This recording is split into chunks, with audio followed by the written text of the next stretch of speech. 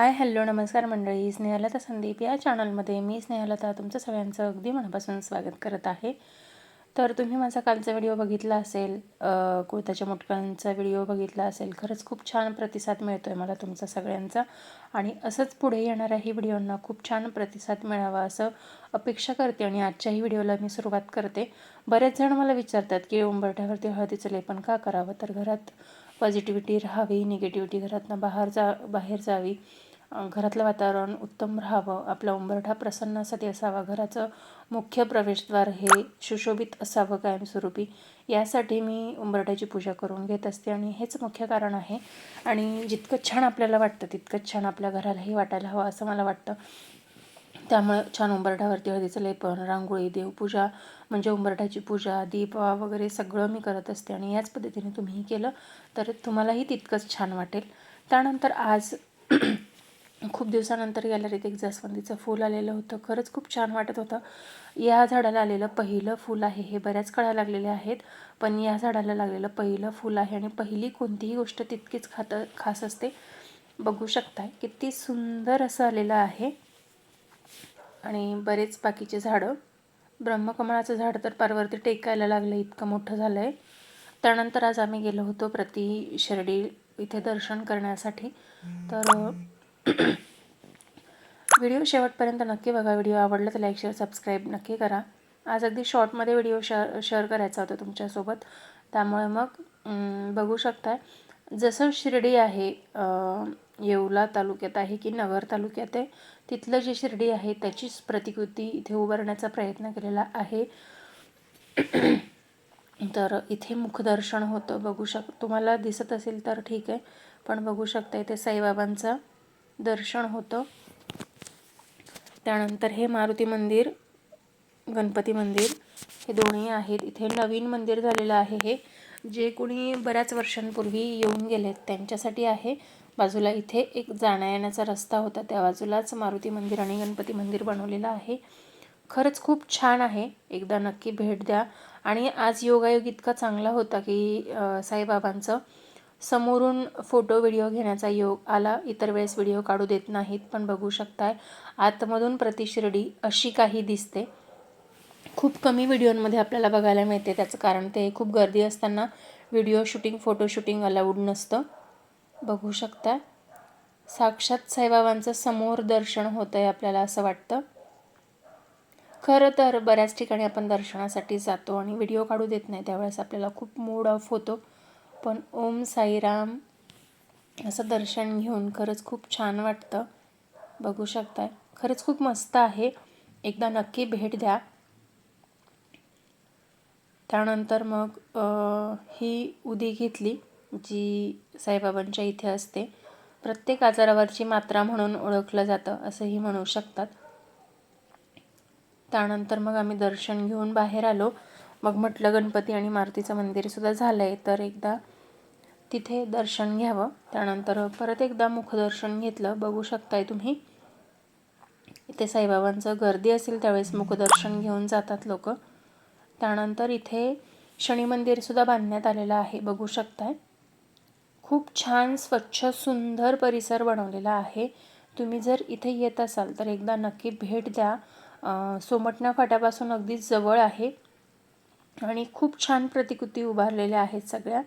तर शनिदेवाचं आधी दर्शन घेतलं. खूप मोठं प्रशस्त असं मंदिर बांधलेलं आहे आता इथे, बघू शकता.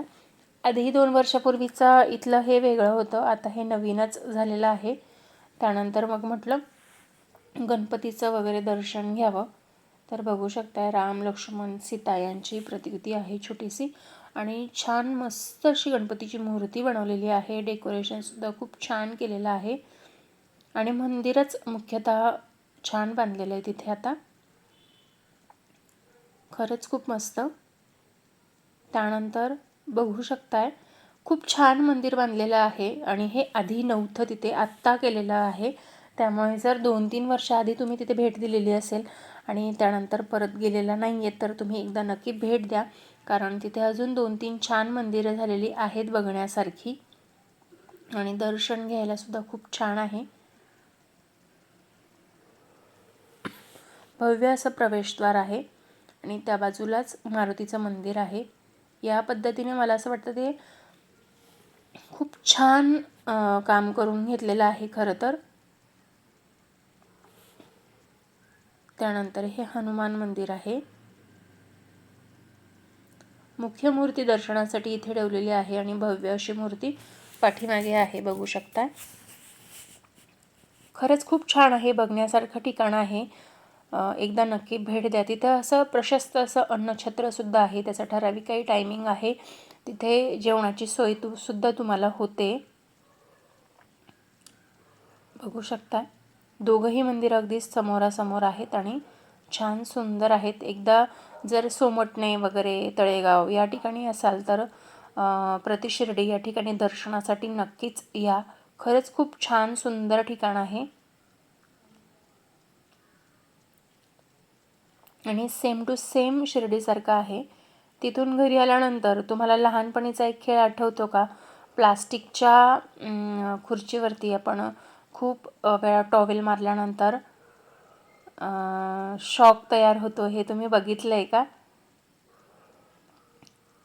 तर आम्ही ते घरी ट्राय करत होतो. म्हटलं होतं आहे की नाही बघावं. मग आम्ही दोघांनी करून बघितलं, शिवमने आणि मी, आणि छानपैकी झालं. खरं तर हे सगळं केल्यानंतर लहानपणीची आठवण आली मला. मी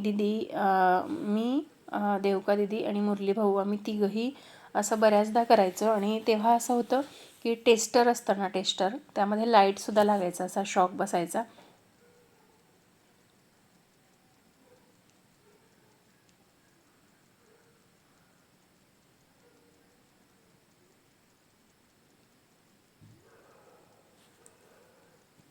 तुम्ही हे ट्राय केलं आहे का कधी? ते मला कमेंट करून नक्कीच सांगा.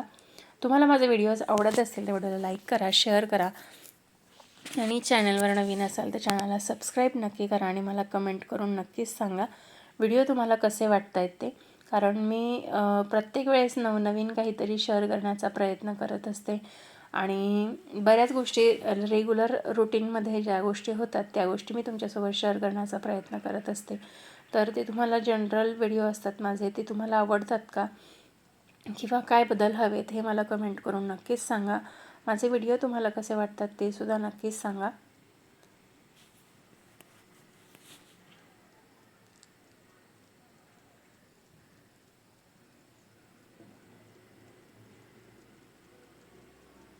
तर शॉक बसतंय की नाही, शॉक बसतंय की नाही, शिव म्हणत होता अजून मार, अजून मार, आणि मग नंतर शॉक बसेल. खरंच ते दिवस आठवतात.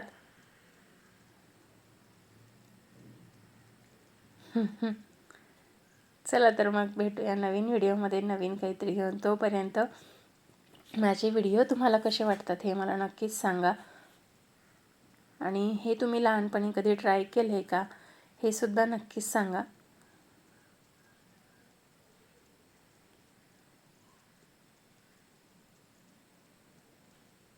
हीच मज्जा असते लहानपणीची. मोठं झाल्यानंतर सगळ्या गोष्टी. चला तर मग भेटूया नवीन व्हिडिओमध्ये नवीन काहीतरी घेऊन. तोपर्यंत स्वस्त राहा, मस्त राहा, स्वतःची काळजी घ्या. Bye bye.